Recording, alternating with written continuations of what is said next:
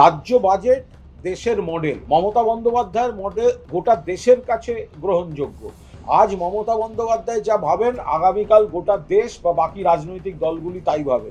আজ মমতা বন্দ্যোপাধ্যায় যেটা মানুষের জন্য করছেন, বিরোধীরা সেটা সমালোচনা করছেন, কাল দেখা যাচ্ছে বিরোধীরা তাদের রাজ্যে বলছেন আমরা ওটাই করব। এবং মমতা বন্দ্যোপাধ্যায় রাজ্যে কৃষি, শিল্প, স্বনির্ভর গোষ্ঠী, মাঝারি শিল্প, ক্ষুদ্র শিল্প, বড় শিল্প, কর্মসংস্থান, পাশাপাশি সামাজিক সুরক্ষা, পরিকাঠামো উন্নয়ন, মানুষের ক্রয় ক্ষমতা বৃদ্ধি, এই গোটা জিনিসটা এত ভালোভাবে চলছে, তার আরও কিছু ইতিবাচক প্রতিফলন আগামীকাল দেখা যাবে।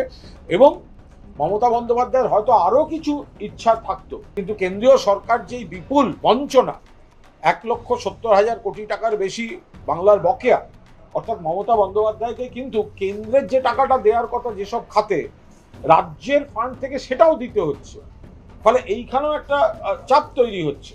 ফলে সেই জায়গায় দাঁড়িয়ে যতটা বেশি সম্ভব মানুষের উপকারের, ততটাই রাজ্য বাজেট বাংলার মানুষের জন্য করবে।